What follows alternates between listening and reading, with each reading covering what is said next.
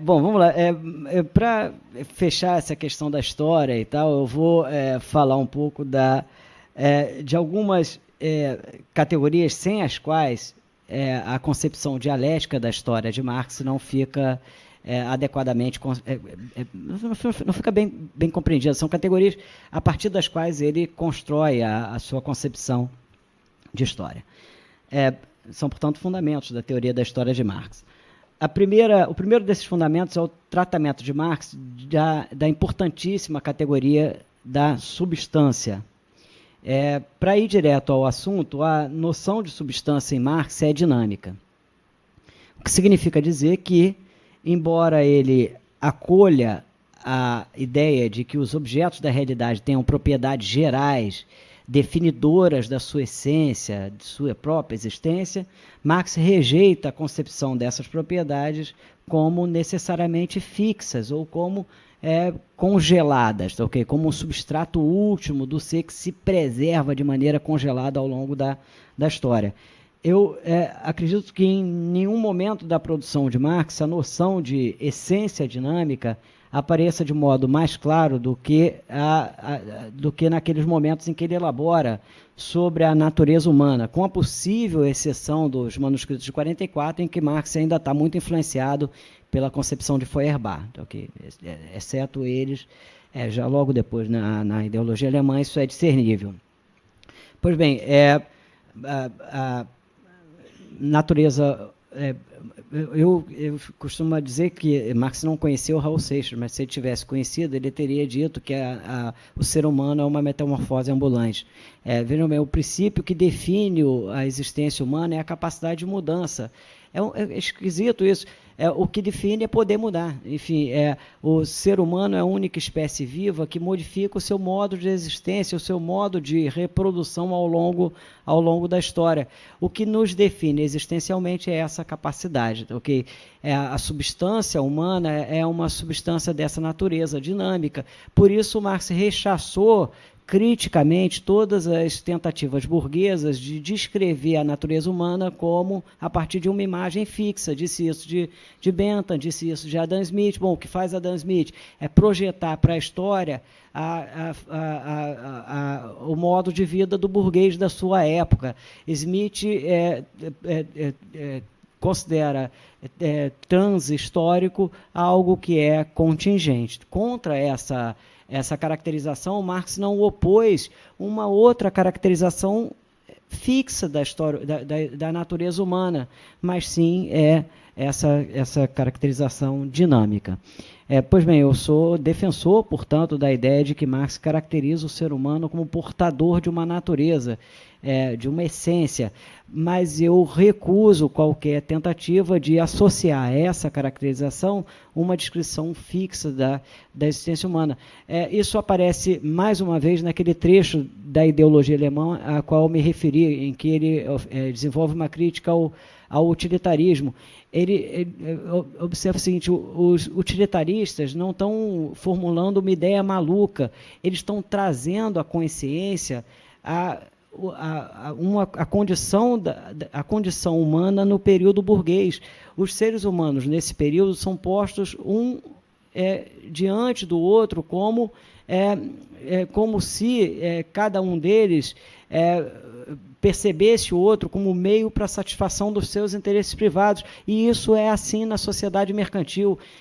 Diante do mercado, nós percebemos no mercado, nós percebemos a existência social como algo que se projeta diante da gente e que, portanto, nós tomamos como objeto para a satisfação dos nossos carecimentos. O modo de ação típico dessa época é esse, instrumental. Por isso, aqueles atributos da nossa personalidade mais associados à concorrência se expressam objetivamente como a natureza dos seres humanos dessa época, a rivalidade, etc., e não a solidariedade, a concorrência e não a ajuda mútua, a contribuição para a coletividade. Pois bem, Marx sempre concebeu o ser humano dessa maneira, pelo menos de 44 para cá, dá para percorrer a obra estudando só esse tema. Associada ao primeiro fundamento, a substância, eu destaco nessas considerações propriedades não só da existência humana, mas da existência enquanto tal, que só podem ser compreendidos dialeticamente. Eu estou me referindo aqui a um par de categorias de Aristóteles que tem grande importância para o pensamento de Marx. A categoria da dinamis, ou potência no latim, e o seu contrário, a energeia.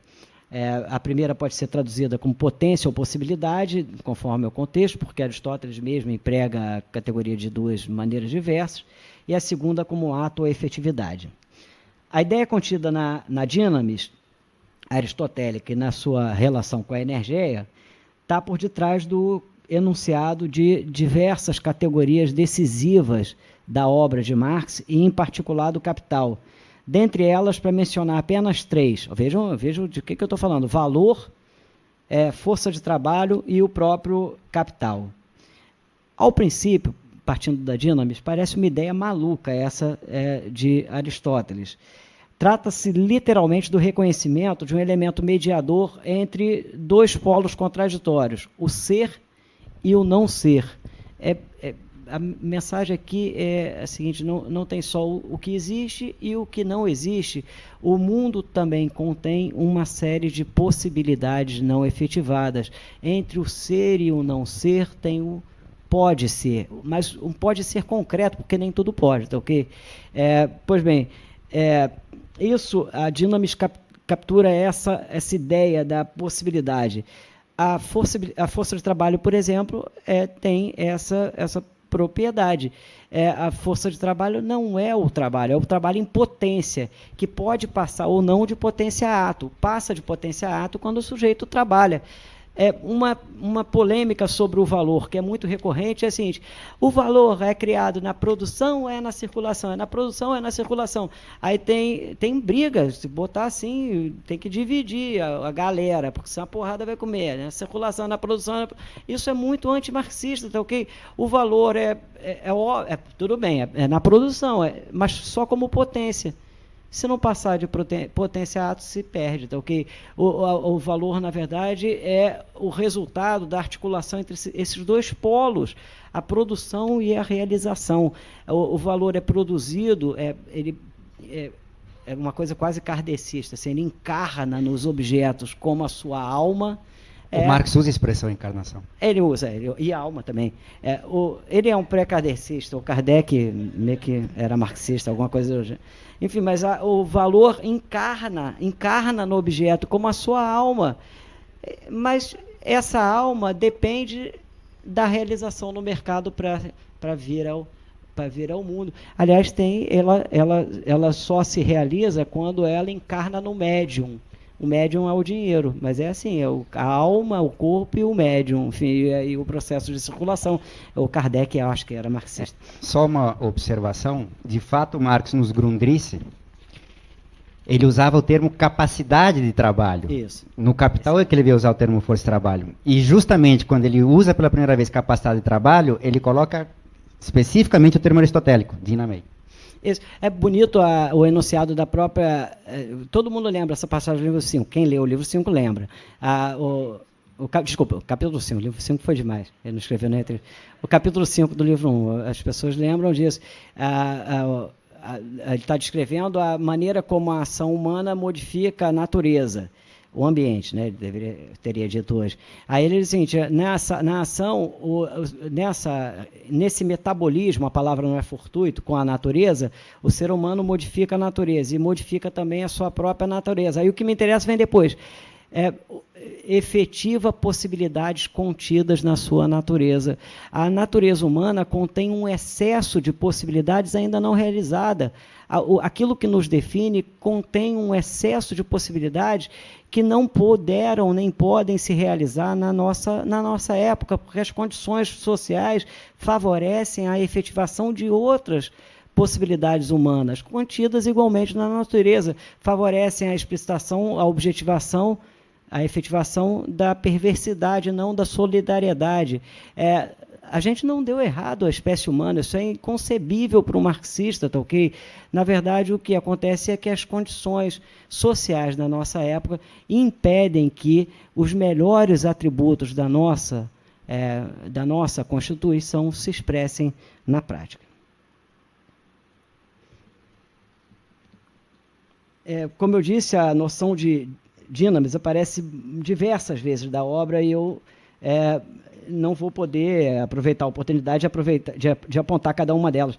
Mas eu queria fechar a aula apontando o caráter subversivo dessa categoria filosófica, para vocês pensarem que isso aqui é um argumento desprovido de sentido prático. Qualquer teoria subversiva pressupõe que a gente conceba o mundo dessa maneira. Isso é, como uma existência que contém possibilidades reprimidas, que ainda não foram objetivadas concretamente, que não podem ser objetivadas concretamente, a não ser que alguma prática ou o acaso libere essas possibilidades. Qualquer teoria subversiva pressupõe que nós reconheçamos que concretamente o mundo pode vir a ser outro e não está congelado na sua forma última. O rival do marxismo, desde esse ponto de vista, é o positivismo. Positivismo não quer dizer legal, aquilo que é legal. Positivismo é a filosofia que estuda aquilo que se pôs à disposição da experiência humana, as possibilidades já efetivadas. O positivismo é, por definição, conservador por essa orientação que é, de fato, ontológica. O mundo que conta para a ciência do positivismo é o mundo que nós já encontramos diante da gente. Para alguém que quer construir um projeto subversivo, essa orientação filosófica é indesejável. Mais uma vez, o que nós temos de estudar aqui é porque o marxismo foi contaminado por uma teoria com essa orientação. Hoje eu já falei pra caramba, já está de bom tamanho, a gente volta amanhã, mas ainda tem um tempo para perguntas. Obrigado.